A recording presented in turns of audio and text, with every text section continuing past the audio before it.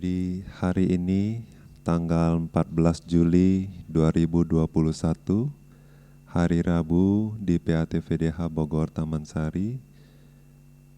Seperti biasa, setiap hari Rabu kita melakukan acara program meditasi bersama. Nah, seperti biasa juga di setiap awal acara, Bante akan menjelaskan penjelasan singkat pendahuluan untuk berlatih Anapanasati, ya. Perhatian meditasi, perhatian terhadap nafas masuk dan nafas keluar. Yang paling penting ya untuk meditasi perhatian terhadap nafas ini adalah postur tubuh bagian atas untuk selalu tegak. Tegak berarti rileks, tidak tegang, ya. Tegak berarti tidak sender, ya. Nah, kalau tubuh bagian atasnya sudah tegak, ya, kepala juga hanya nyaman melihat ke depan, tidak mendongak, juga tidak menunduk, ya. Kemudian setelah tubuh bagian atas ditegakkan demikian, kita harus rileks. Jadi jasmani harus rileks. Kemudian pikiran juga harus rileks. Batin dan jasmani harus santai. Untuk waktu 30 menit ke depan, ya, kita akan meninggalkan semua, ya, pikiran, perencanaan, pikiran, ya, hanya ingin untuk berada bersama, mengamati, menyadari nafas masuk dan nafas keluar. Kemudian kalau batin sudah rileks seperti ini, ya, jasmani sudah rileks seperti ini, kita membawa perhatian kita mengamati daerah di sekitar lubang hidung dan bibir atas. Tidak perlu spesifik, ya, tidak perlu harus di satu titik, hanya secara umum saja membawa perhatiannya di depan lubang hidung ini. Nah, waktu kita bawa perhatiannya demikian, kita akan menyadari nafas masuk dan nafas keluar. Nafas masuk dan nafas keluar jangan dikendalikan, ya, biarkan berlangsung secara alami, seolah-olah kita itu menonton nafas. Jadi kita hanya membawa perhatian kita, ingin tahu apa yang terjadi dengan nafas. Kemudian kita amati, masuk, kita boleh catat dalam batin, masuk. Kalau dia keluar, kita catat dalam batin, keluar. Jangan mengikuti nafas yang sudah masuk ke dalam tubuh, kemudian mengalir ke paru-paru, kemudian nafas yang keluar, terus meninggalkan hidung. Jangan ikuti, ya. Jangan ikuti nafas yang sudah masuk maupun yang sudah meninggalkan tubuh, tetapi hanya menunggu, hanya mengamati nafas di depan lubang hidung ini. Ya, masuk, keluar, masuk, keluar. Biarkan terjadi secara alami, kita hanya mengamati saja, menyadari saja, menonton saja. Sembari terus mengetahui apa yang terjadi dengan nafas. Masuk, keluar, masuk, keluar.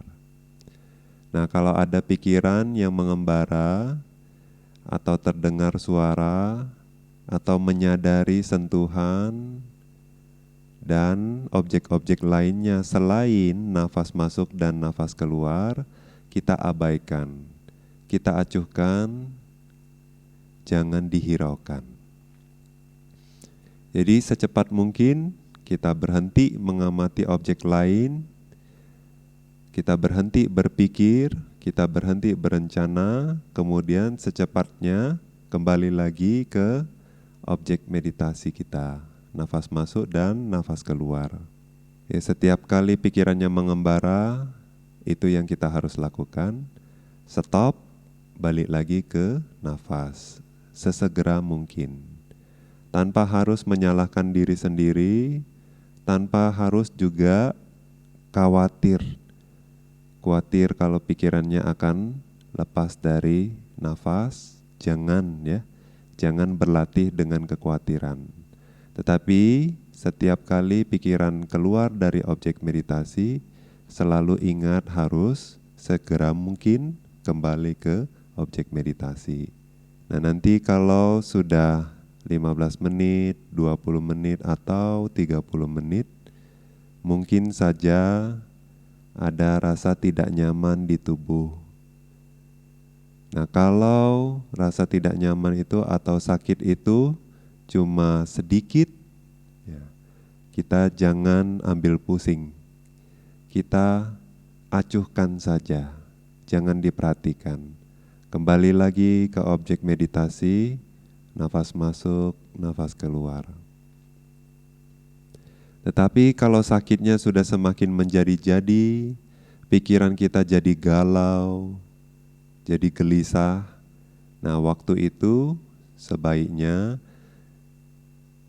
kita mengganti ya. Misalnya kalau sakitnya di kaki sebelah kanan, nah kita ganti kaki sebelah kanan kita putar ke belakang atau kita taruh di bagian dalam. Ya.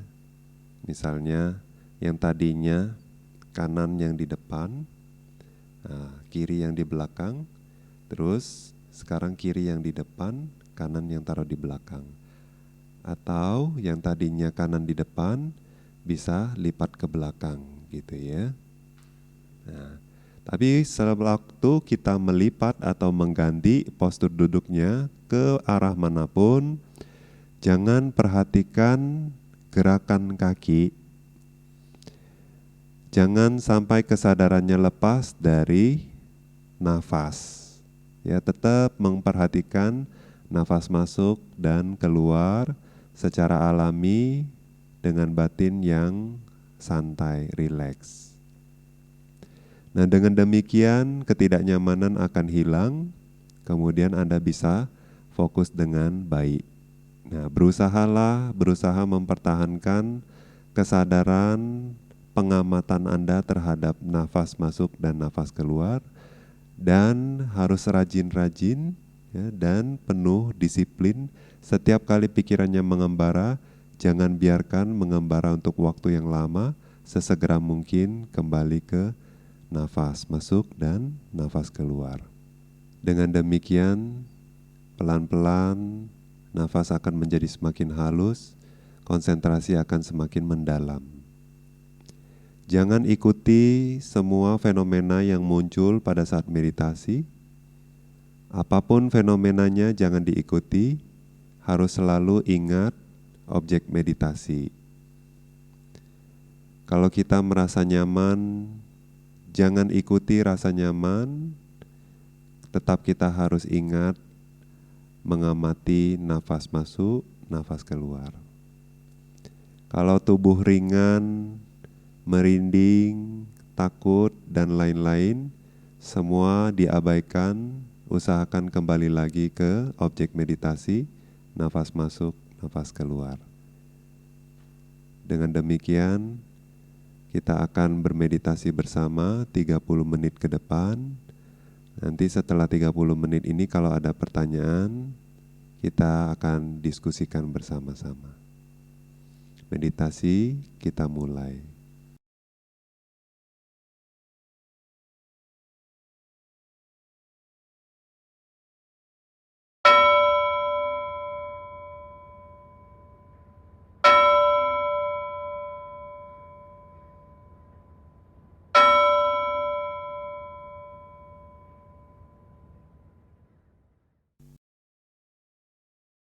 Sadu. Nami Bante. Selanjutnya kita akan masuk ke sesi tanya jawab, Bante. Ya, silakan. Bante, pertanyaan dari pertemuan sebelumnya masih ada sisanya, Bante. Atau kita bahas yang pertemuan yang lalu dulu ya, Bante ya? Ya, silakan. Baik, pertanyaannya ini dari Bapak Hendranata. Wandami Bante, izin bertanya, apakah ada penjelasan tentang fenomena yang adik saya alami? Dia alami saat kondisi bangun tertidur. Kondisi fenomena ini terjadi mungkin di saat setengah sadar hendak tidur. Fenomenanya terceritakan begini Bante, sekitar 5 menit setelah memejamkan mata, kesadaran dia seperti ada yang menarik terlepas dari kepala, tepatnya di ubun-ubun. Lalu dia masih sadar bahwa dia sedang berbaring. Namun persepsi ruang tempat dia tidur sudah berbeda. Terasa ruangan yang sudah tidak sama lagi dan banyak sosok-sosok yang tidak dikenal. Adik saya ini ingin teriak namun tidak bisa, dan kesadaran adik saya terasa seperti selalu tertarik hendak lepas dari tubuh. Di kondisi itu, adik berusaha tahan untuk kesadaran tidak lepas dari tubuh, menuju ketidakpastian. Dan tentunya ingin bangun dari persepsi setengah sadar ini, tetapi tidak sesuai keinginan. Apakah ini keadaan yang berbahaya bagi batin, Bante? Terima kasih, Bante. Oke. Jadi sebetulnya itu adalah pengalaman yang mungkin banyak orang lain juga alami ya. Nah itu secara psikologi ya, itu kalau secara ilmiahnya. Jadi gelombang otak kita itu khususnya pada saat tidur ya, itu juga berubah. Ya, makanya di awal tidur, nah itu ada satu jenis gelombang, nanti semakin lama semakin lelap gitu ya. Waktu kita tertidur lelap sekali itu jadi ada satu gelombang, terus kalau kita bermimpi ada gelombang yang lain. Nah, di antaranya itu jadi kalau pada saat ya satu fase ke fase yang berikutnya tiba-tiba terjadi satu dan lain hal ya, kesadaran itu sadar ya, tapi nggak bisa sama sekali seperti terbangun sadar gitu. Jadi seolah-olah di antara, terjebak di antara gitu ya. Nah itu biasa terjadi seperti itu ya. Nah yang bisa dilakukan hanyalah perhatiin aja badan kita ya. Disadari tangan di mana, badan di mana. Kemudian kita bisa scan dari atas tubuh sampai kaki, atau kita bisa ingat nafas ya, seperti kita meditasi, nafas masuk, nafas keluar. Nah pelan-pelan kesadaran itu akan kembali ke yang kesadaran seperti biasa sehari-hari ya, normal ya, ke keadaan yang normal. Tidak perlu berusaha kayak bangun ya, atau jangan berusaha untuk bergerak ya. Lebih baik biarkan saja kondisinya seperti itu. Sadari saja nafas masuk keluar, atau sadari tangan Anda di mana, kaki Anda di mana, kepala Anda di mana, seperti itu ya. Nah, kalau nggak bisa menyadari di mana anggota tubuh Anda bisa sadari nafas masuk, nafas keluar. Nah, nanti setelah kesadarannya normal, Anda bisa bangun. Ya, nggak perlu berusaha atau memberontak seperti itu, nggak perlu ya. Nah ini juga banyak orang berasa seperti ditindih atau di mana, terus mau berdiri tapi nggak bisa, mau noleh atau nggak bisa gitu ya. Nah itu nggak perlu dipaksa. Ikuti petunjuk Bante, Anda akan baik-baik saja. Sadu. Terima kasih, Bante. Baik, kita lanjut ke pertanyaan berikutnya.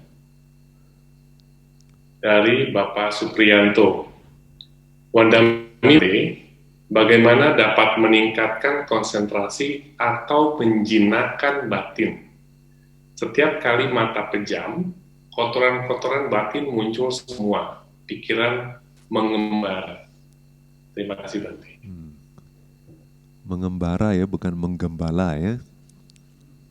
Jadi Iya, Pak. meningkatkan konsentrasi terus menjinakkan pikiran ya. Nah waktu kita tutup mata kalau kotoran batin muncul semua ya. Nah itu apa yang harus kita lakukan? Banyak hal yang bisa kita lakukan ya. Ah, jadi pertama kita harus rileks dulu ya. Kalau pikiran kita sangat aktif ya, sangat gelisah, itu kita nggak bisa meditasi. Ya. Nah jadi sekarang prinsipnya adalah seperti ini. Kalau kotoran batin kita itu sangat ya, sangat kuat, kita harus lawan dengan postur tubuh yang kasar. Kalau kotoran batin kita itu menengah ya, medium, nah kita bisa dengan postur yang tidak kasar, tidak juga halus ya. Nah, terus kalau kotoran batin kita itu tidak banyak ya, kadang-kadang aja muncul, nah kita bisa tanggulangi dengan meditasi. Ya. Jadi waktu kita meditasi itu nggak boleh kotoran batinnya terlalu besar gitu ya, terlalu kuat. Nah, jadi waktu kita meditasi, kalau kotoran batin terlalu kuat ya, itu meditasinya akan berantakan. Ya, karena kita butuh pikiran yang tenang, yang rileks. Kalaupun belum bisa tenang banget ya, setidaknya secara fisik rileks, batinnya juga tidak gelisah kemana-mana ya. Kalau kita paksa ya, itu akan berdampak nanti tegang, di mata itu akan keras, sakit, dan lain-lain. Ya. Jadi kalau kita tahu prinsipnya seperti ini, kita akan menghindari ya. Nah, maksud Bante ya dengan postur yang kasar, yang menengah, dan halus itu seperti apa? Nah, postur yang halus itu yaitu meditasi ya. Dalam arti kita dalam kondisi yang tidak ngapa-ngapain ya, tidak aktif gitu, sangat pasif, hanya duduk, diam. Nah itu adalah postur yang halus yang Bante bilang ya. Nah jadi meditasi itu adalah postur yang halus. Nah ini untuk kotoran batin yang level ringan, ya, yang jarang-jarang muncul. Kadang-kadang muncul, nah tapi kalau muncul kita bisa acuhkan. Coba lagi berusaha balik lagi ke objek meditasi, balik lagi, tidak perlu banyak dipikirkan ya, tidak perlu juga harus selalu dicari jalan keluarnya, enggak perlu gitu ya. Kadang-kadang perlu ya, kalau dia agak berlebihan gitu ya, nah kita bisa misalnya latih contohnya ya, kalau misalnya takut gitu tiba-tiba, nah kita bisa renungkan kualitas Buddha, kita ingat Buddha. Nah nanti kita nggak takut lagi. Nah atau misalnya kalau kebencian kita banyak gitu ya, batin kita itu gelisah, kita bisa kembangkan metta, ya, cinta kasih tulus terhadap orang lain atau ke diri sendiri atau ke semua makhluk. Nah kalau misalnya malas ya, nah kadang-kadang kita malas, kadang-kadang kita bosan ya. Nah kita kembangkanlah ingat bahwa siapapun pasti mati. Jadi kalau kita mau sudah akan mati, kita harus persiapkan diri sebelum kita mati nanti. Nah jadi mumpung sekarang masih sehat ya, kita harus berusaha, kita harus siapkan diri dan batin ini. Ya. Nah nanti akan tergerak lagi, oh iya sekarang waktunya meditasi gitu ya, jadi nggak malas. Nah itu kotoran-kotoran yang tidak begitu kuat. Tapi kalau ya kotorannya kuat sekali, marah sekali ya, benci sekali, atau serakah sekali, nafsu sekali ya. Nah itu kita harus lawan, kita harus tanggulangi dengan postur yang juga kasar ya. Nah kasarnya seperti apa? Misalnya kalau kita nggak bisa tanggulangi, kita tidak bisa atasi dengan meditasi ya, bahkan dengan metta, dengan mengingat Buddha, dengan mengingat kematian, tidak bisa atasi ya. Nah kita jangan meditasi, kita buka mata. Nah setelah buka mata kita ngapain? Nah kita baca parita ya. Kita bisa melakukan yang penting masih kusala ya, masih kebajikan. Jadi kita tetap fokus ke yang sesuai dengan dhamma ya, jangan yang adhamma. Nah, jadi misalnya kita baca buku dhamma, atau kita dengerin parita, atau kita sendiri baca parita ya.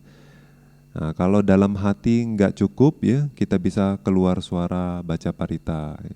Nah, sembari renungin parita, sembari baca parita, baca terus sampai lupa sendiri kekotoran batin yang muncul.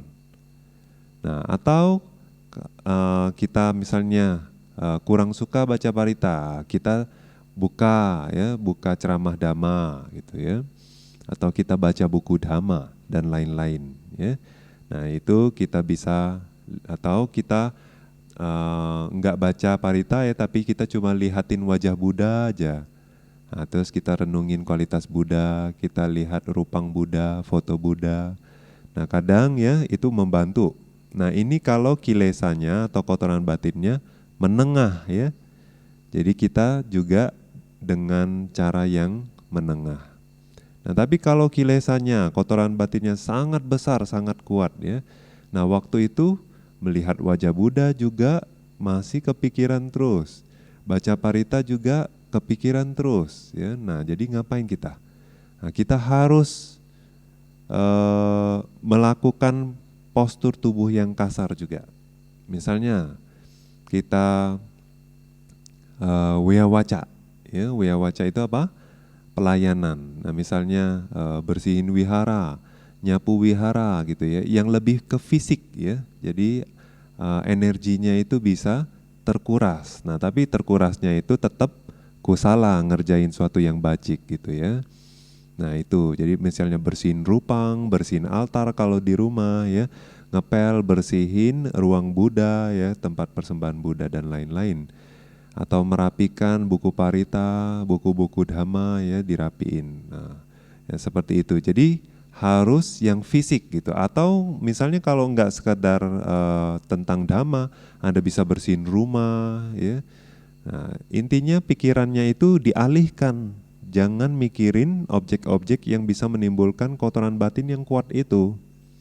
Nah, selama itu masih sesuatu yang bermanfaat ya, Anda bisa lakukan. Ya, Anda bisa lakukan. Nah, nanti kalau fisiknya sendiri udah capek gitu ya, habis ngepel, habis bersin, udah capek. Nah, otomatis kotoran batinnya udah teredam biasanya. Ya.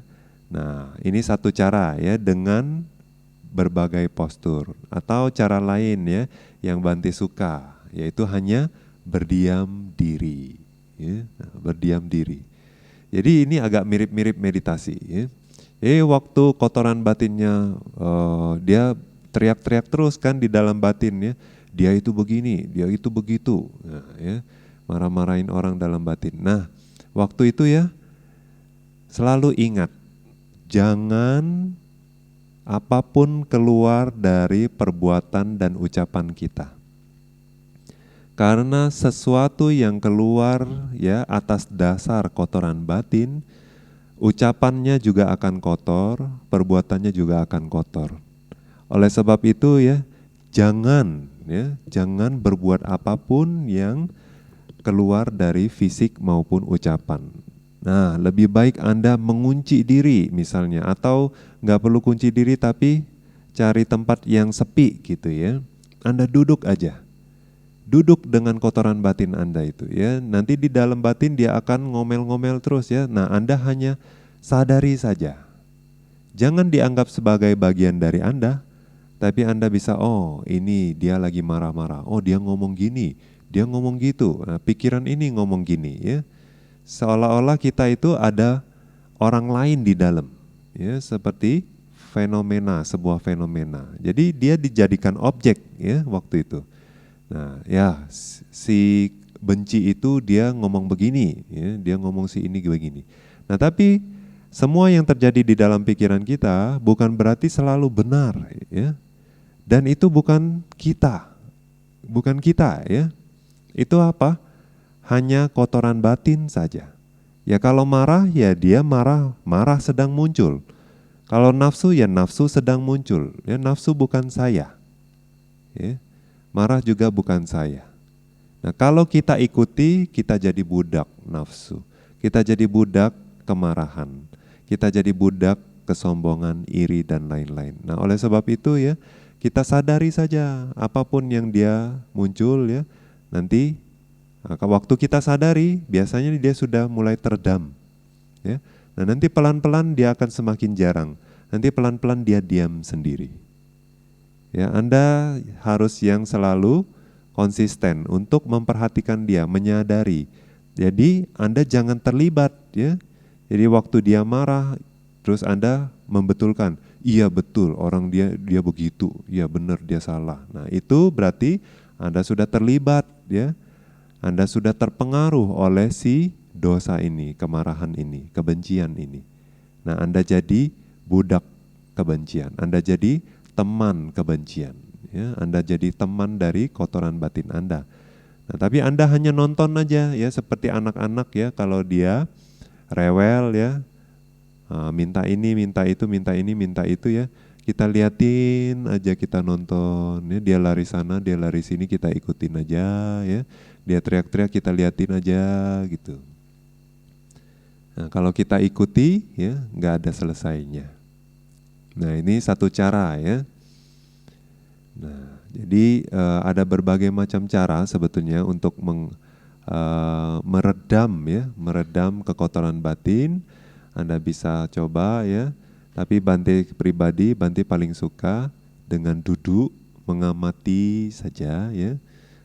Kalau kekotoran batin itu mau yang kasar, mau yang halus ya, kita bisa amati. Ya, pada saat Anda sudah merasa tidak nyaman ya, nah itu sebetulnya batin Anda sudah tidak seimbang ya, tidak balance ya, sudah beriak gitu ya, sudah mulai gelisah. Nah, waktu itu Anda sudah bisa duduk, perhatikan aja pikirannya ya.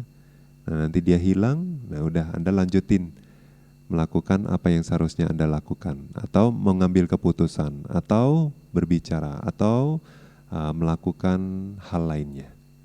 Nah, itu adalah tips-tips untuk menjinakkan pikiran, untuk meredam kekotoran batin. Sadu. Okay. Kita akan ke pertanyaan berikutnya. Ini dari Ibu Elizabeth Linda, dengan dari Ibu Anggreni, karena mirip ya Bante, jadi digabungkan. Wandami Bante, bagaimana kita membantu makhluk di alam tiracana? Kemudian bagaimana caranya melimpahkan makanan pada jenis hantu yang bisa menerima? Apakah harus dibuatkan meja khusus terpisah dari meja persembahan Buddha? Apakah mereka jadi banyak datang dan menetap di rumah kita? Ini 4 pertanyaan ya. Oke. Ya, pertanyaan yang pertama, bagaimana kita membantu makhluk di alam tiracana ya, maksudnya di alam hewan ya, di alam hewan. Nah, ini Bante asumsi maksudnya mungkin ya, maksudnya keluarga kita misalnya ya, setelah meninggal terus terlahir sebagai hewan, itu gimana bantunya mungkin ya. Nah, tapi dua ya, kalaupun misalnya bagaimana kita membantu makhluk di alam hewan gitu ya, berarti bagaimana kita membantu hewan misalnya. Nah, kalau itu bukan ya, bukan yang Bante kira ya, nah berarti ya hewan apapun Anda sebetulnya bisa bantu ya. Waktu Anda kasih makan, Anda berarti membantu hewan. Terus waktu Anda kasih dia tempat tinggal yang layak, Anda rawat dia pada saat dia sakit, Anda bawa ke dokter atau Anda rawat dia ya. Nah, itu semuanya adalah membantu makhluk di alam hewan. Jadi intinya membuat mereka bisa nyaman ya. Nah, kadang-kadang ada juga Bante perhatiin umat awam ya, bahkan kadang-kadang Bante sendiri gitu ya, bacain parita ya. Terus bacain parita, kasih tisarana ya ke hewan ya. Jadi Anda bisa ya bacain parita ke hewan nih, kalau dia biasanya hewan bisa dengar ya, bisa juga merasa nyaman. Nah, seperti itu. Ya, terus, nah kalau sekarang membantu ya makhluk hewan yang mungkin Maksudnya adalah kalau keluarga kita meninggal lalu jadi hewan, apakah kita bisa bantu ya, atau bagaimana kita bisa membantu? Nah itu sebetulnya kita susah bantu karena pertama kita nggak tahu dia jadi apa, ya. Nah, terus kalaupun kita tahu ya dia jadi hewan yang tinggal di rumah kita, seperti itu, nah kita udah nggak bisa bantu lagi, ya. Kita pelimpahan jasa ya, dia juga nggak tahu, ya. Tapi ya kita bisa tetap melimpahkan jasa kebajikan ke mereka ya. Mudah-mudahan mereka tahu. Kalau mereka tahu, mereka bisa ikut berbahagia. Ya, tapi kalau mereka nggak tahu ya kita nggak bisa, maksudnya biar dia terlahir di alam yang baik gitu, nggak bisa ya. Tapi kita bisa apa? Yaitu seperti yang awal, seperti kasih makan, ya, rawat mereka waktu sakit dan lain-lain. Jadi kalau sudah jadi hewan ya, kalau kita nggak tahu pula di mana dia lahir ya, nah itu kita nggak bisa bantu kalau sudah jadi hewan. Begitu juga kalau dia sudah jadi manusia, kalau dia sudah jadi dewa ya, kalau dia ke alam neraka, kalau dia jadi hantu lainnya selain yang bisa menerima jasa pelimpahan jasa, nah itu juga kita sebetulnya tidak bisa bantu. Ya. Kita mungkin hanya bisa melimpahkan jasa kebajikan secara umum saja. Kalau mereka bisa ikut berbahagia, nah itu mereka akan bisa bahagia. Nah, terus pertanyaan kedua, bagaimana caranya melimpahkan makanan pada jenis hantu yang bisa menerima? Nah, maksudnya bukan melimpahkan, berarti maksudnya memberi makan ya. Nah, misalnya keluarga kita atau teman kita jadi hantu ya, terus jadi hantu kelaparan yang memang kehidupannya itu bergantung pada pelimpahan jasa dari sanak keluarga mereka. Nah, itu kita bisa misalnya kalau mereka kelaparan ya, kita harus danain dulu makanan ke siapapun ya. Nah, semakin bagus kualitas makhluk tersebut ya yang menerima dana kita, semakin bagus. Misalnya orang yang memiliki moralitas, orang yang menjaga moralitas, terus orang yang punya kualitas batin yang bagus seperti konsentrasi, bijaksana, apalagi kalau seorang yang sudah suci gitu ya. Nah, semakin tinggi kualitas batin seorang, maka semakin banyak itu bisa membantu ya, pada saat dilimpahkan itu akan sangat membantu keluarga kita atau teman-teman kita yang memang menunggu ya pelimpahan jasa tersebut. Nah, jadi pertama-tama kita harus danakan ya. Kita danakan dulu ya. Misalnya kita mau sanak keluarga kita itu dapat makan ya yang cukup. Nah, kita harus berdana makanan ya ke orang-orang yang punya kualitas yang baik ya. Nah, itu nanti setelah kita berdana, kita limpahkan. Semoga ya jasa kebajikan ini menjadikan ya, menjadi kebahagiaan untuk sanak keluarga saya. Nah, misalnya biar mereka dapat makan, biar mereka sehat, biar mereka bahagia. Nah, nanti mereka bisa dapat makan dengan cara demikian ya. Nah, atau misalnya kalau mereka nggak punya baju ya, atau nggak punya minum, nah seperti itu sama ya. Kita misalnya mendanakan kain, mendanakan baju, mendanakan jubah misalnya kalau kepada pertapa ya. Terus habis itu kita limpahkan. Semoga ya jasa kebajikan ini melimpah kepada sanak keluarga kita, semoga mereka bahagia, terbebas dari penderitaan. Nah, seperti itu, nah baru mereka bisa mendapat ya barang-barang yang kita danakan. Ya, bukan barangnya dibakar ya. Bukan seperti rumah, kita bikin rumah-rumahan dibakar, kita bikin duit-duitan terus duitnya dibakar gitu ya. Nah, itu mereka nggak bisa pakai ya, karena apa? Yang kita bakar pun imitasi ya. Jadi pertama kita harus danakan dulu ya. Kalau sudah jadi jasa kebajikan, baru jasa kebajikan itu kita bisa limpahkan ke sanak keluarga kita. Nah, terus apakah harus dibuatkan meja khusus? Berarti nggak perlu ya. Intinya makanannya perlu didanakan, bukan ditaruh di meja, ya. Nah, didanakan. Misalnya kalau kita danakan ke Buddha, ya itu beda lah. Jadi kita siapkan makanan, kita danakan ke Buddha, ya, terus kita limpahkan jasa kebajikan tersebut, ya. Itu bisa, ya.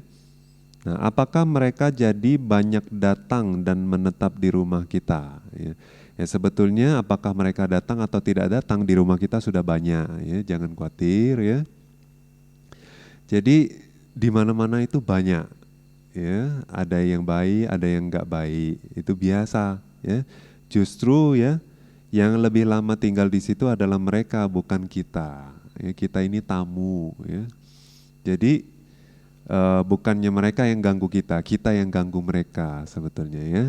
Nah, tapi ya kita itu berusaha hidup harmonis, ya, dengan siapapun, ya, baik atau buruk, ya, kita berusaha hidup harmonis dengan apa? Saling support, ya. Jadi kita tetap melimpahkan jasa ke siapapun, ya, terlihat maupun tidak terlihat, ganggu apa tidak ganggu, ya. Kita limpahkan jasa kebajikan, ya. Semoga mereka bisa ikut berbahagia. Rutin kita lakukan setiap hari di rumah, dimanapun Anda berada. Setiap kali Anda melakukan kebajikan, Anda bisa limpahkan. Kemudian kadang Anda bisa memberikan persembahan, ya.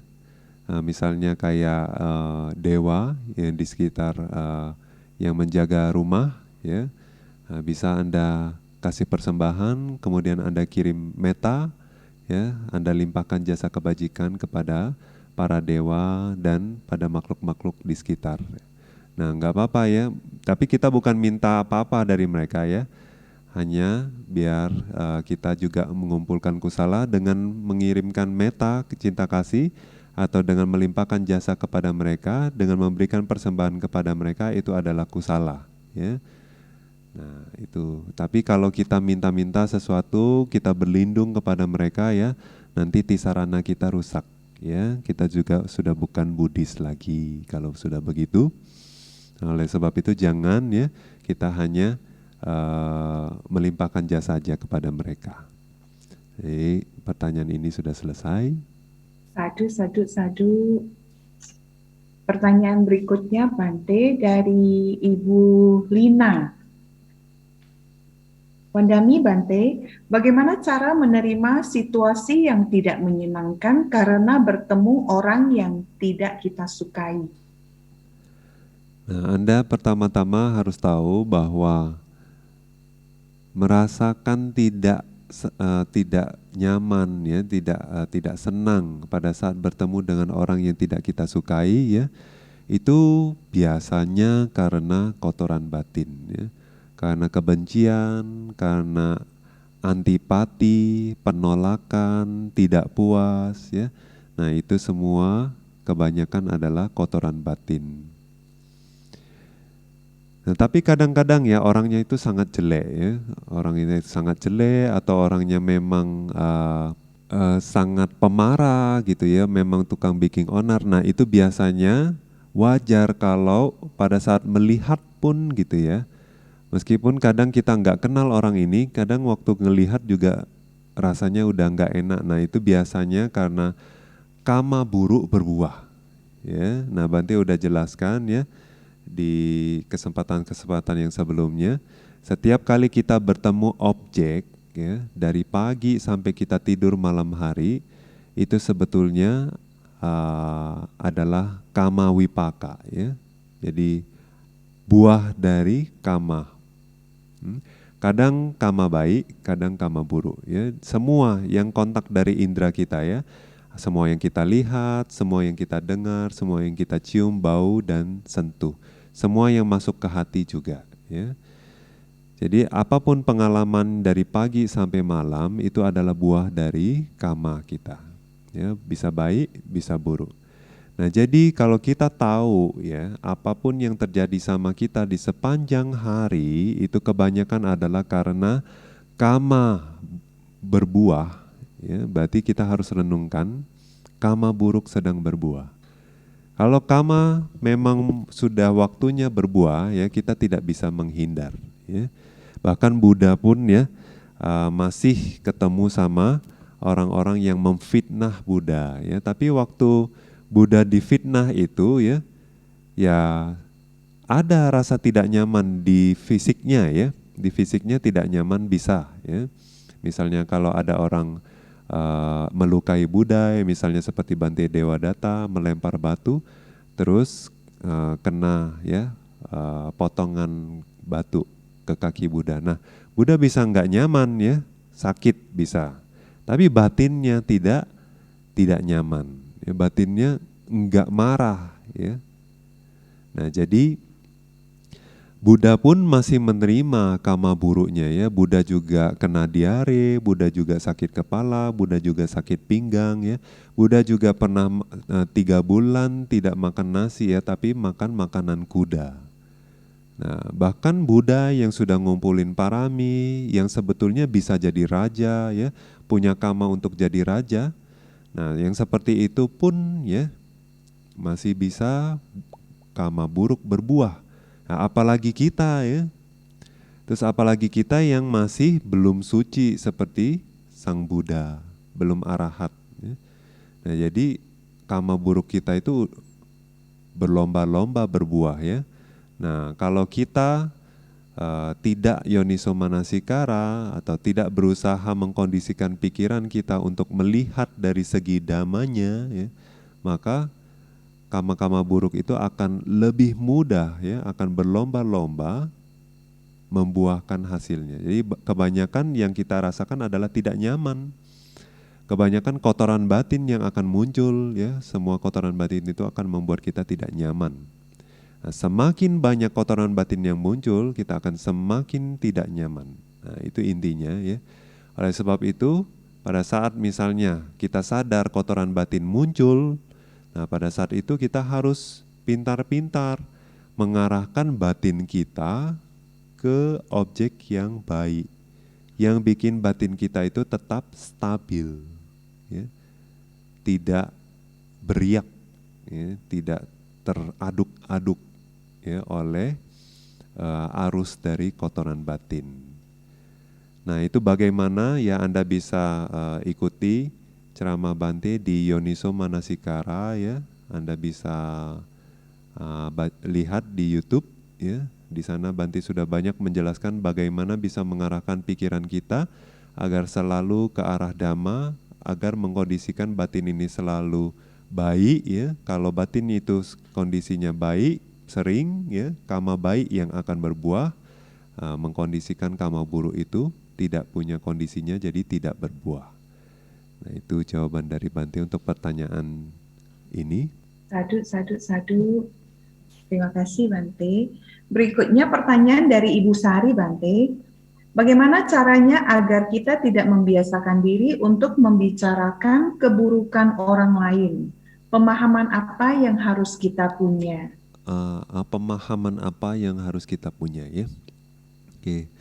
Jadi Ibu Sari bisa lihat ya ceramah Bante Arana Wibhanga Sutta ya di hari Waisak 2 bulan lalu ya. Nah, di sana Bante ada jelasin kalau kita mau menghindari konflik ya, kalau kita mau menghindari kotoran batin, maka kita harus tahu tidak semua hal perlu kita bicarakan ya. Meskipun kadang itu adalah hal yang benar, tapi kalau tidak bermanfaat, itu sebetulnya tidak perlu dibicarakan. Nah, terus kalau hal itu memang benar, ya, bukan gosip, ya, terus bermanfaat. Nah, Anda harus tahu kondisi yang tepat, waktu yang tepat, baru Anda berbicara. Jadi bukan berarti misalnya itu adalah sesuatu yang benar dan bermanfaat untuk orang lain, untuk yang mendengarkan ya, yang mendengarkan ucapan kita, dengan siapa kita akan nanti menjelaskannya. Nah, kadang itu adalah sesuatu yang benar dan untuk orang yang mendengarkan pun ini adalah bermanfaat, tetapi kadang waktunya tidak tepat atau kita bukanlah orang yang tepat. Ya, oleh sebab itu kita perlu lihat waktu dan kondisi, ya situasi dan kondisinya, baru kita bicarakan. Ya. Terus juga Buddha bilang ya di Anguttara Nikaya, ya, jadi kalau sesuatu itu sebetulnya kejelekan orang lain, ya, tetapi orang yang bijaksana itu waktu membicarakan, waktu memang harus ya menjadi saksi atau memang harus dibicarakan kejelekan orang lain, ya, dia tidak akan bicarakan full, ya, tidak full frontal gitu ya. Ya, enggak dari semuanya dijelasin, enggak ya. Yang secukupnya saja, sesuai kebutuhan saja. Ya, jadi kejelekan orang itu kadang meskipun ya kita dalam kondisi yang harus menjelaskan ya, mungkin untuk manfaat banyak orang ya, tapi kita tidak perlu jelaskan semuanya. Ya, yang poin yang dibutuhkan saja. Nah, terus misalnya di Aranawi Bhanga Sutta yang Majjhima Nikaya, Buddha juga bilang kita jangan ngomong namanya. Ya, kita cuma ambil kasus aja. Oh, ada orang seperti ini. Kita tidak perlu sebut siapa. Ya. Hanya untuk sekedar apa? Bisa menarik pelajaran atau hikmahnya dari kasus tersebut, dari kesalahan orang lain misalnya. Nah, jadi tidak semua keburukan orang lain itu kita perlu ucapkan, ya. Karena potensinya ya mengeluarkan kotoran batin kita sendiri, ya. Kita bisa semakin kotor, bukannya semakin baik. Terus itu juga berpotensi membuat orang muncul kekotoran batin. Ya. Nah, tapi kalau kita bisa bicarakan dengan kepala dingin, terus menarik hikmahnya, mengambil pelajaran pengalaman hidup dari sesuatu yang sedang kita diskusikan, nah itu kita bisa belajar sesuatu dari situ. Nah, itu bermanfaat dan dengan cara yang apik. Ya. Bagaimana caranya agar kita tidak membiasakan membicarakan keburukan orang lain? Yang pertama-tama, yang paling penting itu adalah harus kita selalu mawas. Ya. Karena Buddha bilang tanpa sati, ya, tanpa kesadaran, maka tidak akan muncul kebajikan apapun. Ya. Tanpa sati tidak ada kusala yang muncul. Ya, jadi setiap kali kusala muncul, setiap kali kebajikan muncul, itu harus ada kesadaran. Ya. Nah, oleh sebab itu kalau kita mau mengembangkan kebiasaan yang baik, ya, kalau kita mau menghilangkan kebiasaan yang buruk, kalau kita mau mengembangkan kualitas yang baik, ya, membuat kebiasaan yang baru, ya, kita harus punya sati, kita harus mawas. Kita harus ingat ya apa yang perlu kita hindari dan apa yang perlu kita kembangkan. Nah, akhirnya kita fokus ke hal-hal yang perlu kita kembangkan. Nah, jadi fungsinya meditasi juga salah satunya juga itu ya. Misalnya waktu kita mempertahankan fokus kita, mempertahankan kesadaran kita terhadap objek meditasi, itu adalah bagaimana kita berusaha fokus mempertahankan kesadaran kita terhadap hal yang baik. Nah, setiap kali kita pikirannya mengembara dan kita balikin lagi ke objek meditasi kita, itu adalah kita mengembangkan ya ketajaman kesadaran kita, kemawasan kita itu. Jadi setiap kali kalau kita sudah sadar, oh ini adalah sesuatu yang tidak pantas dilakukan atau hal yang buruk atau hal yang bikin kekotoran batin semakin banyak, kita harus cepat ya, ngerem, terus balik lagi fokus melakukan hal yang seharusnya kita lakukan, ya, yang merupakan kebajikan. Nah, dengan demikian meditasi itu sangat akan membantu kegiatan sehari-hari kita. Ya. Nah, terus pemahaman apa yang seharusnya kita punya, yaitu banyak sekali ya. Belajarlah banyak dhamma, ya. Semua dhamma itu adalah bekal ya, modal kita untuk setiap kali kita menemukan ya fenomena dunia ini, khususnya yang tidak baik ya, tapi sebetulnya tidak hanya yang tidak baik saja, yang baik juga kita harus renungkan dari segi dhammanya. Jadi misalnya kita dapat rezeki, kita harus renungkan, oh dapat rezeki itu enggak selalu ya, anicca. Dapat rezeki itu juga tidak kekal, ya, tidak selalu kita itu dapat rezeki. Nah, jadi kita harus justru apa? Kalau memang saya mau dapat rezeki, saya harus mengusahakan sebabnya. Kenapa saya dapat rezeki? Kenapa saya mendapat? Karena saya memberi. Ya, saya mendapat itu bukan karena saya simpan, tapi karena saya lepas. Ya. Nah, kalau kita fokus dengan itu ya, nah jadi waktu kita dapat rezeki, kita tidak selalu semua simpan saja ya. Nah, kita tidak pelit, tapi kita juga tetap sisihkan untuk memberi. Nah, justru karena dengan memberi itu kita akan dapat lagi. Nah, apapun ya, segala sesuatu kama baik yang kita dapatkan ya, usia panjang, kesehatan, kecantikan, ketampanan, rezeki, terus punya anak yang baik, punya pasangan hidup yang baik, semua itu adalah buah dari kama baik. Nah, kita harus renungkan apa penyebabnya saya itu umur panjang, apa penyebabnya ya saya punya anak yang baik dan lain-lain ya. Semua itu kalau Anda masih ingin punya terus usaha yang yang lancar, usia yang panjang, kesehatan yang baik. Nah, Anda harus terus mengusahakan kebajikan-kebajikan yang akan membuahkan hal-hal tersebut. Ya. Nah, setiap kali kama buruk berbuah, misalnya lagi rugi nih, nah, terus atau lagi sakit nih, atau lagi bencana di dalam rumah, ada keluarga yang sakit dan lain-lain. Nah, semuanya itu adalah buah dari kama buruk. Kita harus renungkan ya. Nah, ini adalah kama buruk sedang berbuah. Ya. Bukannya kita nyalahin orang-orang lain ya. Oh, dia tularin penyakit ini ke anak saya, misalnya seperti itu. Atau misalnya malah marah-marahin anaknya. Kamu sih keluar-keluar dan lain-lain ya. Nah, jangan seperti itu ya. Tapi kama buruk sedang berbuah. Oke, sekarang fokus bagaimana bisa menanggulangi, mengatasi masalah ini ya. Nah, terus tetap berusaha melakukan kebajikan.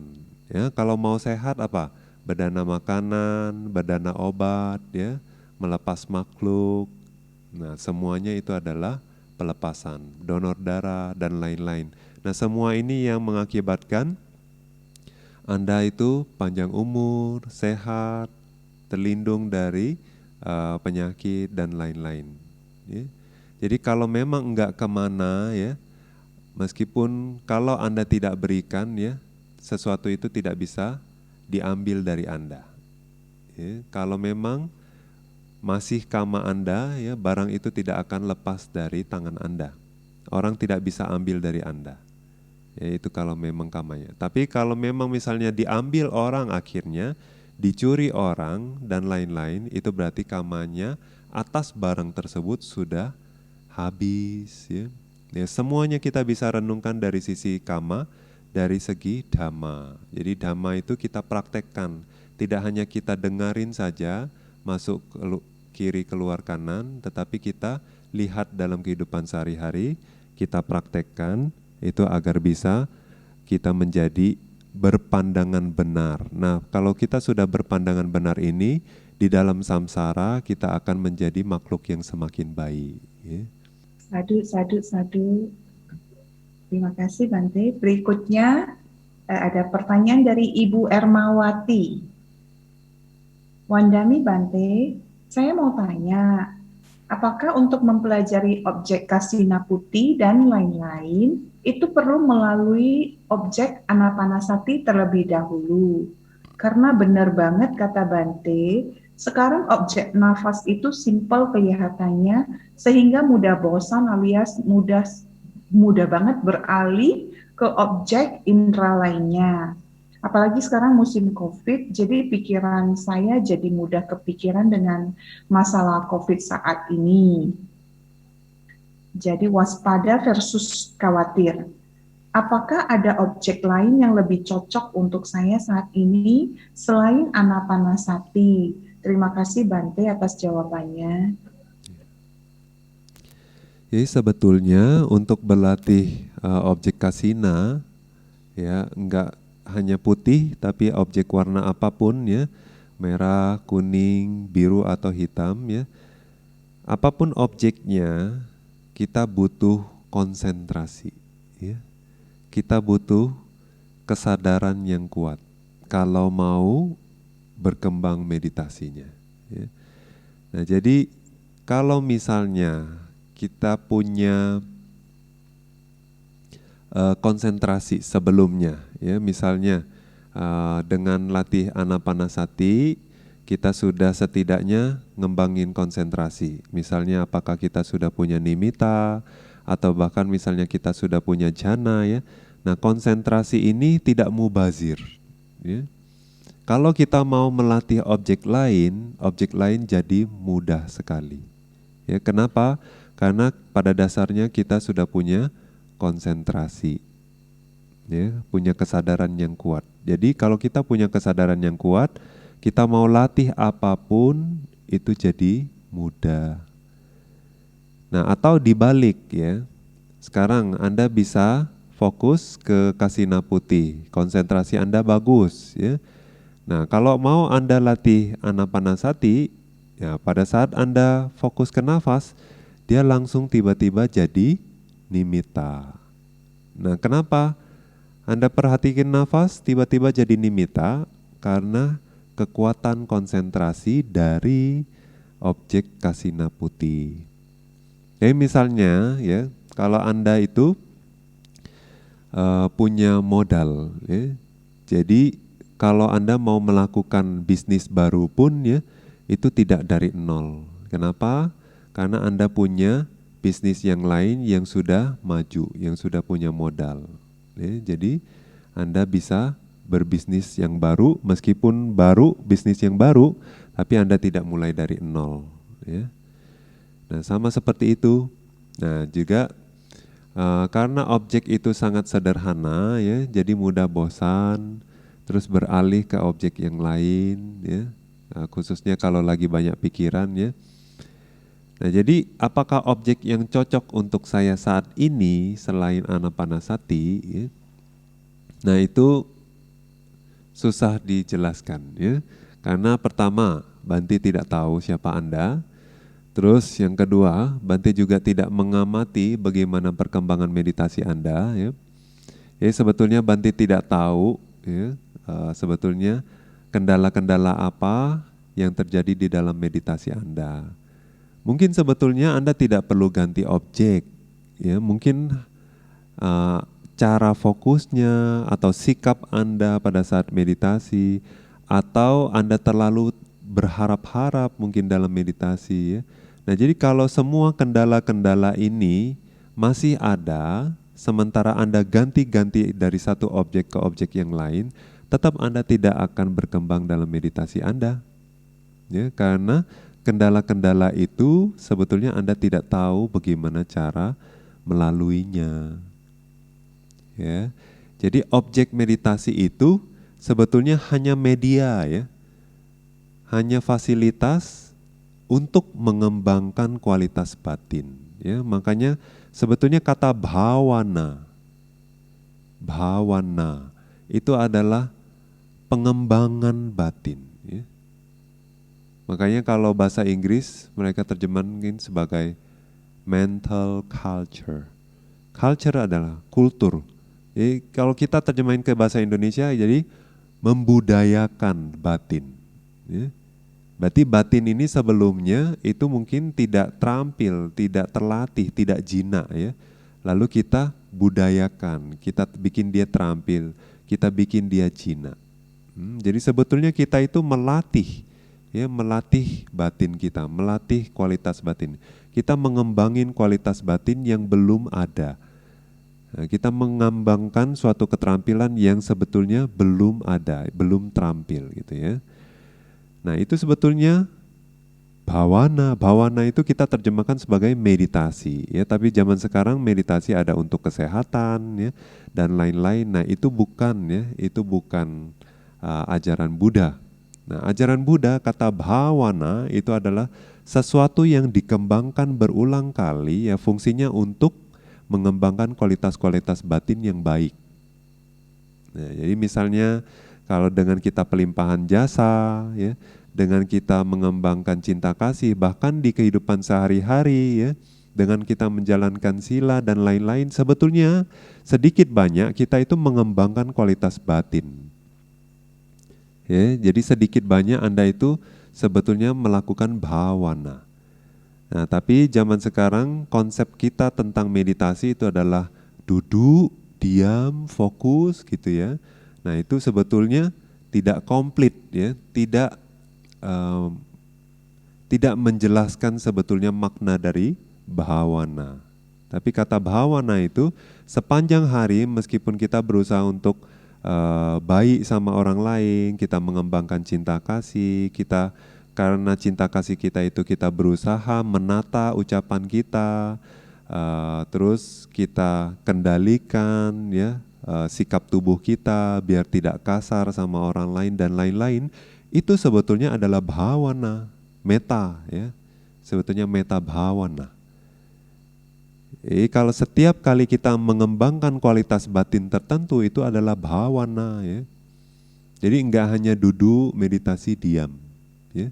Nah, duduk meditasi diam hanyalah satu aspek dari bhawana ya. Satu postur ya, salah satunya. Jadi waktu kita ngembangin meditasi, waktu kita bermeditasi ya, waktu kita dengan objek apapun kita bermeditasi ya, sebetulnya kita itu intinya adalah mengembangkan kualitas batin. Objeknya enggak masalah. Ya. Semua objek, kalau batinnya itu tidak terkembangkan, kalau belum terampil ya, semua objek kita enggak akan berhasil. Tapi kalau batin kita itu terampil, semua objek kita bisa berhasil. Ya, itu sebabnya pengalaman kita mengajar ya. Jadi kalau orang yang punya jhana ya, sebetulnya dia mau ngambil objek apapun biasanya tidak akan banyak kesulitan. Nah, cuma masing-masing objek punya kualitas-kualitas yang khas yang bisa mengembangkan kualitas-kualitas batin tertentu yang mungkin tidak ada di objek lainnya. Nah, itu yang oleh sebab itu kadang kita meskipun orang sudah masuk jhana 1, 2, 3, 4 anapanasati, kita tetap ngajarin juga objek yang lainnya. Nah, fungsinya adalah untuk mengembangkan kualitas yang khas dari objek-objek yang lain yang belum didapat pada saat berlatih anapanasati. Nah, jadi ingat ya bahwa setiap kali kita meditasi itu setiap momen, setiap kali kita membawa pikiran kita berusaha mengamati objek meditasi, ya, di momen itu Anda mengumpulkan kebajikan, satu. Yang kedua adalah Anda mengembangkan kualitas batin. Ya. Anda mengembangkan suatu keterampilan yang baru. Ya. Jadi karena dua motivasi ini ya, semoga Anda selalu semangat meditasi ya. Nah, juga tidak jadi bosan karena meskipun Anda 5 menit meditasi, 10 menit meditasi, 1 jam meditasi, itu semuanya sebetulnya memberikan manfaat. Di setiap momen Anda meditasi, di setiap detik Anda berusaha fokus ke nafas atau fokus ke apapun objeknya, ya, Anda ngembangin suatu keterampilan, ya, Anda mengumpulkan kusala, Anda ngumpulin parami. Nah, ini sangat baik untuk kehidupan Anda sekarang dan juga kehidupan mendatang nantinya. Jadi janganlah bosan ya. Semua ini adalah hal yang sangat bernilai, sangat berharga, sangat bermanfaat yang Anda temukan hanya di ajaran Sang Buddha ya. Di luar ajaran Sang Buddha, mereka tidak bisa latih secara sempurna. Ya, semua ini, latihan ini disempurnakan oleh Sang Buddha. Ya, dijelaskan bahwa di luar ajaran Buddha ya, para pertapa meskipun mereka berlatih anapanasati ya, mereka tidak bisa selesai sampai jhana 4. Ya. Bante pernah dengar kasus ada orang masuk sampai jhana 2 ya, tapi belum pernah dengar pertapa lain ya selain ajaran Buddha, ya, yang mengikuti ajaran Buddha itu bisa sampai jana 4 anapanasati. Ya. Oleh sebab itu ya dijelaskan bahwa di luar Buddha sasana ya orang tidak bisa latih sampai sempurna anapanasati ini, ya. Apalagi sampai jadi arahat. Ya.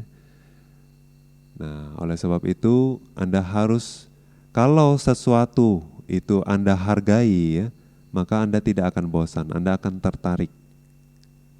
Nah, jadi untuk bisa menimbulkan semangat, untuk bisa menimbulkan ketertarikan, ya, untuk bisa menimbulkan sangwega, yaitu adalah desakan spiritual, motivasi, itu adalah Anda perlu banyak belajar Dhamma.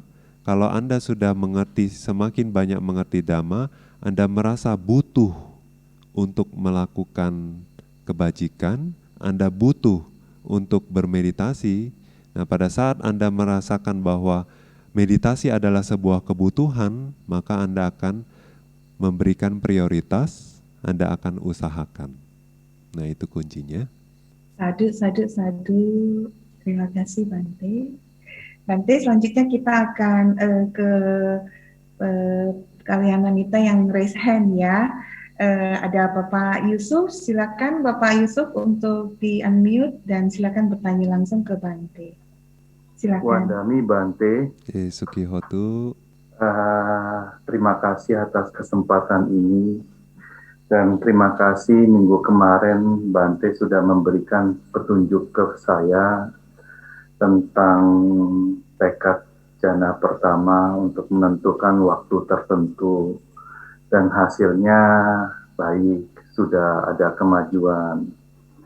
Yang saat ini saya ingin minta bimbingan dari Bante, poin-poin apa saja yang harus saya perhatikan agar kualitas jana pertama ini menjadi yang baik, dan berapa lama latihan saya ini agar kualitas jana pertama ini menjadi yang baik. Apakah perlu waktu 6 bulan atau 1 tahun saya berlatih terus? Terima kasih Bante.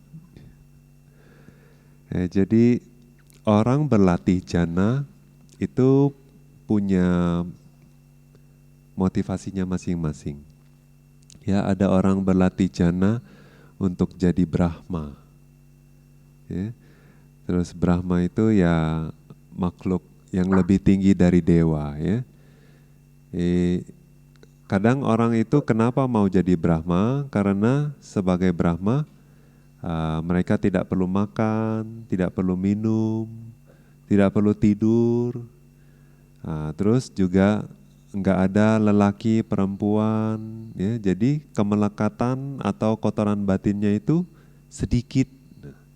Jadi banyak meditator, ya, itu suka kehidupan di sana. Jadi terinspirasi untuk menjadi makhluk Brahma dan melanjutkan meditasinya di sana. Ya. Jadi bisa menjalankan kehidupan suci gitu ya, tidak perlu berumah tangga dan lain-lain. Nah, itu salah satu motivasi kenapa orang berlatih jana. Ya. Nah, tapi kalau di Buddha Sasana ini yang di ajaran Buddha ya, kita berlatih jana itu sebetulnya untuk landasan atau fondasi untuk mengembangkan kebijaksanaan berwipasana. Jadi kalau konsentrasinya semakin baik, nanti penglihatannya akan fenomena itu akan jelas. Jadi sifat tidak kekal, sifat yang membawa penderitaan, sifat yang bukan aku ya, anicca, dukkha, anatta itu akan menjadi jelas. Nah, kalau jelas ya nanti bisa merealisasi tingkat-tingkat kesucian di kehidupan ini juga. Ya. Nah, jadi itu sebetulnya tujuan Buddha. Ya, tujuan Buddha mengajar Dhamma ya, setelah beliau merealisasi kebenaran, itu adalah untuk agar makhluk-makhluk itu terbebas dari kotoran batin. Nah, kalau makhluk-makhluk terbebas dari kotoran batin, makhluk itu terbebas dari samsara. Buddha mau orang lain jadi Buddha. Ya. Nah, tapi tidak seperti sama Sang Buddha yang mengetahui segalanya. Ya. Nah, jadi ajaran ini adalah untuk menjadi sama Sambuddha bisa ya. Kalau menjadi Paceka Buddha juga bisa ya. Jadi Buddha tapi tidak mengajar, hanya berdiam saja ya. Buddha diam makanya kadang terjemahannya. Terus atau murid Buddha ya, Sawaka Buddha seperti arahat ya. Jadi Buddha sendiri adalah arahat, tapi Buddha tingkat kesucian arahatnya itu diikuti oleh sama Sambuddha ya, pengetahuan serba tahu. Jadi Buddha mau tahu apa, Buddha bisa tahu ya. Nah, tapi kalau misalnya Bante Sariputta, Bante Moggallana ya, itu adalah murid ya, murid Sang Buddha. Nah, tapi disebut Sawaka Buddha, yaitu Buddha tapi murid ya, murid Buddha. Nah, jadi jalan ini ya sebetulnya intinya adalah untuk mengembangkan kebijaksanaan. Karena hanya kebijaksanaanlah yang bisa memotong atau menghapus, menyingkirkan atau mencabut kekotoran batin. Nah, kalau berlatih jana ya itu hanya meredam kotoran batin ya. Ya selama di dalam jana itu kotoran batinnya teredam ya, enggak muncul. Nah, jadi setelah jana pun ya rata-rata orang-orang merasa nyaman, merasa ringan, pikirannya tenang karena kotoran batinnya sudah lama ditekan atau diredam. Nah, itu manfaat jana. Nah, jadi kalau ingin ya mengembangkan jana, kualitas jana ya dikembangkan agar bisa terlahir sebagai Brahma ya. Nah, itu biasanya kalau orang ingin jadi Brahma, kalau bukan untuk ya mengembangkan kebijaksanaan, mereka lama latih satu jana itu lama berbulan-bulan ya sampai sempurna. Ya, sempurna dalam arti apa? Sama sekali tidak ada pikiran, berjam-jam, kadang sepanjang hari begitu, ya, sepanjang malam. Nah, jadi itu pertapa-pertapa yang ingin menjadi Brahma. Ya. Nah, tapi biasanya ya kalau kita untuk mengembangkan kebijaksanaan ya, nah jadi jananya itu biasanya kita tidak latih lama. Ya kalau konsentrasinya sudah kuat ya, nah kita anjurkan untuk naik ke jana 2. Nah, terus nanti kalau sudah cukup kuat, kita naik lagi ke jana 3, jana 4. Nah, setelah dengan kekuatan jana 4 ya, itu konsentrasi otomatis kuat. Ya. Karena jana 1 ini disertai oleh witaka dan wicara. Ya. Witaka itu adalah aplikasi pikiran. Terus wicara adalah pikiran yang berusaha memegang objek. Jadi pikiran penerus gitu ya, yang mempertahankan objek. Nah, 2 ini itu seperti tangan yang menggapai objek. Jadi selalu berusaha memegang objek, selalu berusaha memegang objek. Nah, tapi sebetulnya kalau dibandingin jana 2, ya, jana 2 itu tanpa witaka, tanpa wicara. Jadi aktivitas pikiran itu tidak sesibuk, ya, seperti jana 1. Nah, secara otomatis jadi pikirannya itu jauh lebih tenang lagi daripada kalau ada witaka wicara seperti jana 1. Nah, jadi meskipun objeknya sama, jana 1 dan jana 2, tetapi kualitas jana 2 kalau dibandingin jana 1 dia akan lebih konsentrasi dan lebih tenang daripada jana 1. Nah, begitu juga jana 3, begitu juga jana 4. Ya.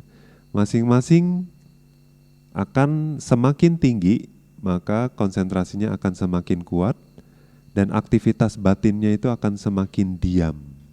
Jadi semakin manunggal, semakin terpusat, semakin fokus ke objek. Ya. Nah, itu ya konsentrasi yang seperti itu kalau kita gunakan untuk berwipasana ya, itu sangat-sangat membantu. Nah, jadi Bante balikin lagi ke Pak Yusuf ya. Anda mau ke tahap berikutnya ya, atau Anda mau sempurnakan dulu jana 1-nya, Bante kembalikan lagi Pak Yusuf yang putuskan sendiri. Kalau Pak Yusuf mau mengembangkan jana satu ini ya, apa saja yang perlu diperhatikan? Ya sebetulnya sama ya Pak Yusuf. Jadi fokus ya ke nimitta, berusaha fokus terus. Nah lama-kelamaan pikiran akan semakin sedikit ya. Mungkin masih ada sedikit-sedikit mengembara, tapi itu lama-kelamaan dia akan semakin sedikit dan lama-kelamaan akan sama sekali tidak ada. Nah, jadi misalnya dalam 2 jam sama sekali tidak ada pikiran, pikiran sama sekali fokus, ya sama sekali terserap ke dalam objek nimitta. Nah itu berarti jana Anda sudah bagus gitu ya selama 2 jam. Nah kalau Anda mau kembangin lagi, Anda berusaha lagi mempertahankan kualitas yang sama untuk 3 jam, 4 jam, 5 jam, sepanjang hari begitu. Nah itu yang dilakukan oleh pertapa-pertapa ya di zaman-zaman dulu. Di zaman sekarang biasanya kalau mau latih seperti itu harus ke tempat yang betul-betul tidak ada gangguan ya, karena bagaimanapun samadhi ya, Buddha bilang suara adalah duri bagi samadhi. Nah, jadi kalau kita tinggal di sekitar kita masih banyak suara ya, nah itu bisa jadi ganggu konsentrasi kita. Nah banyak hal sebetulnya ganggu konsentrasi kita ya, tidak hanya suara saja, tapi aktivitas sehari-hari kita ya. Kalau kita bisa semakin mensederhanakan aktivitas kita, nah konsentrasi kita bisa semakin lama semakin bagus. Terima kasih Bante.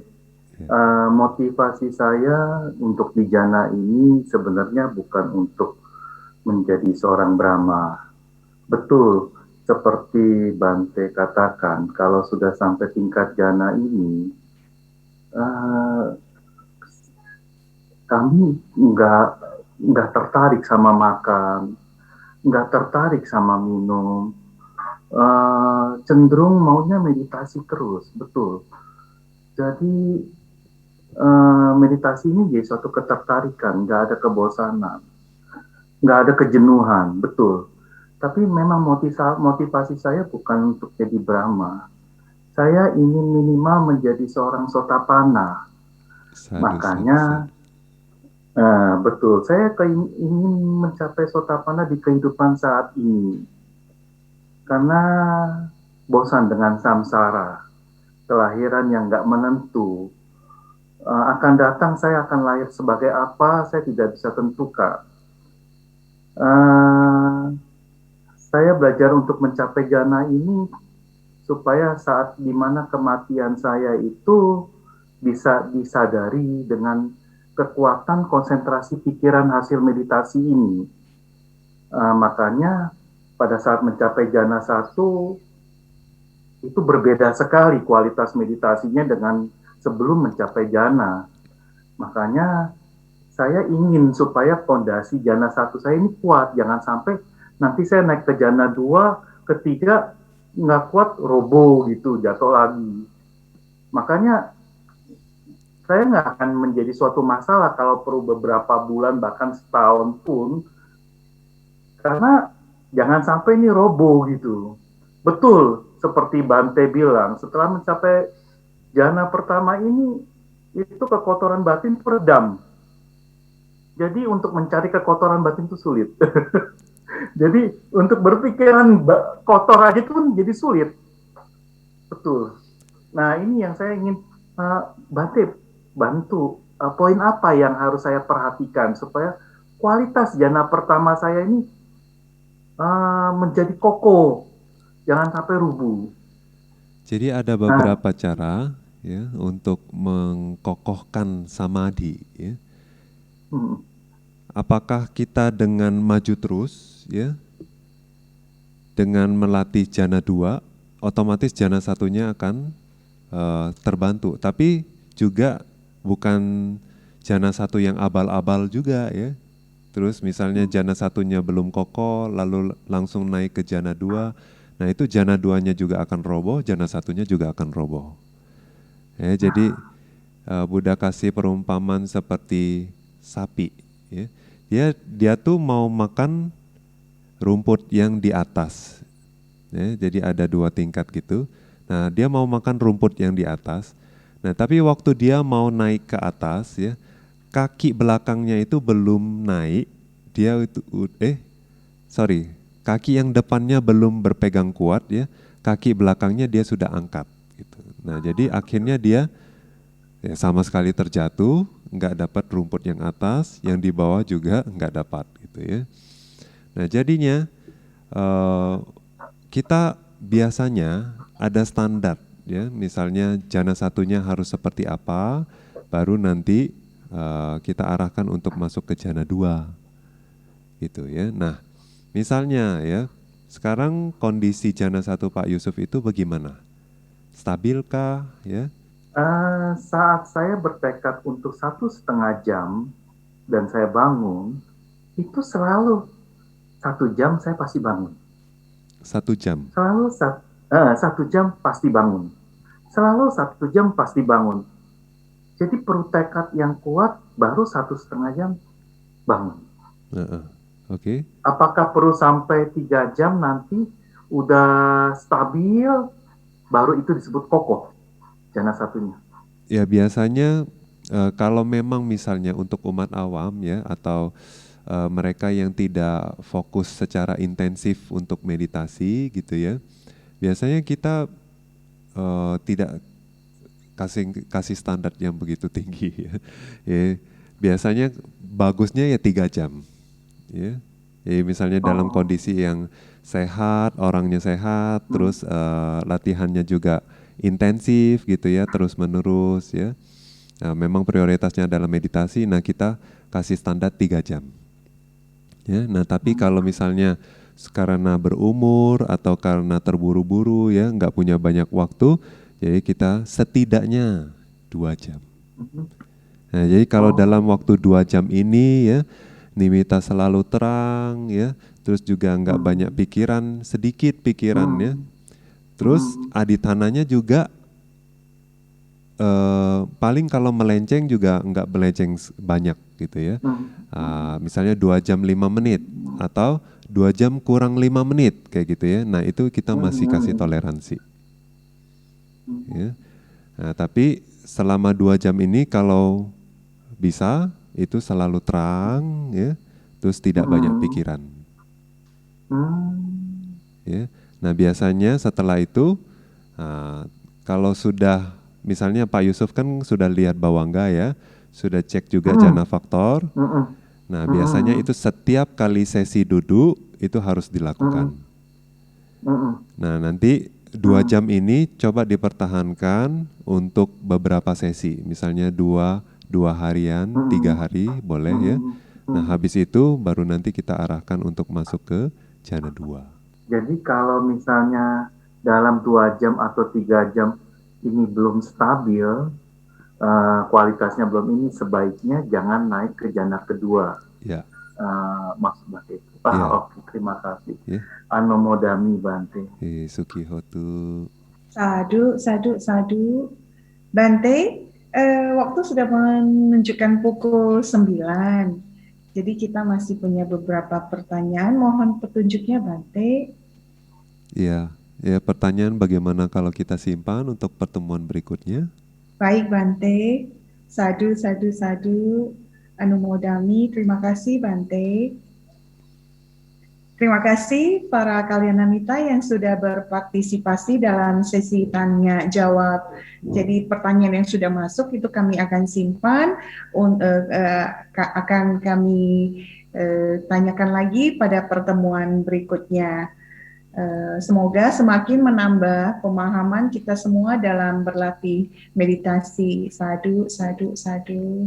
Kalyanamita, mari kita limpahkan jasa kebajikan yang telah kita lakukan dengan pelimpahan jasa yang akan dibimbing oleh Biku Nyanukamsa. Mari kita semua bersikap anjali. Jadi jasa kebajikan yang sudah kita lakukan ya sebelum-sebelumnya dan juga hari ini, dengan menjalankan moralitas, melakukan dana, kemudian mendengarkan dhamma, bermeditasi, dan melimpahkan jasa. Semoga jasa kebajikan ini melimpah kepada sanak keluarga dan teman-teman kita yang sudah meninggal. Semoga mereka bahagia. Dan juga kepada semua makhluk, semoga mereka bisa ikut berbahagia atas jasa kebajikan kita. Dan tidak lupa, jasa kebajikan ini semoga menjadi penyebab pendukung dalam usaha kita untuk melenyapkan kotoran batin dan mencapai kebahagiaan sejati, Nibbana. Jadi marilah kita bersama-sama melimpahkan jasa.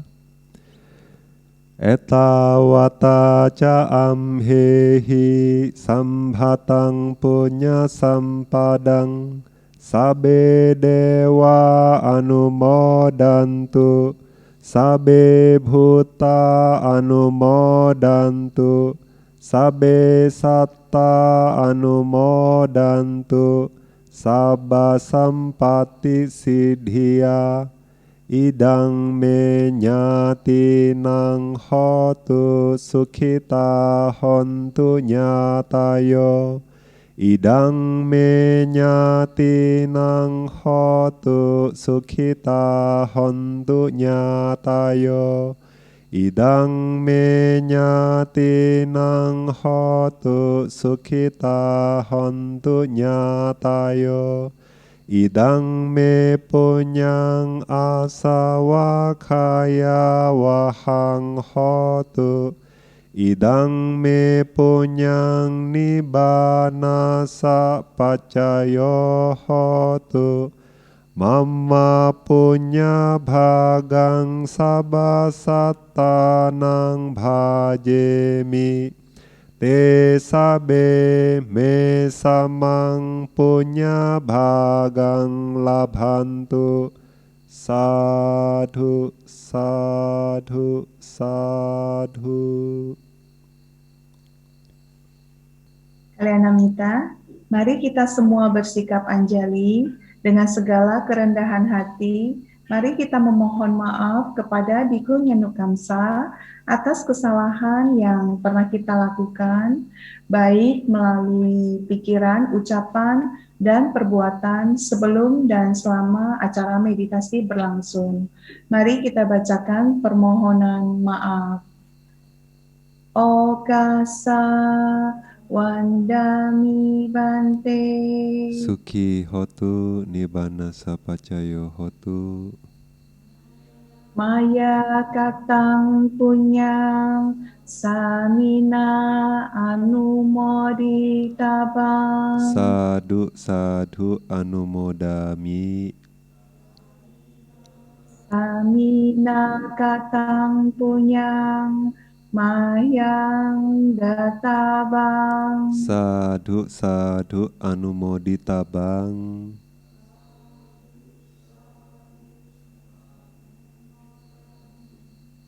sadhu sadhu anumodami okasa dwaratayena katang sabang acayang kamata me bante kamami kamitabang sadhu okasa kamami bante sukhi hotu nibbana sapacayo hotu.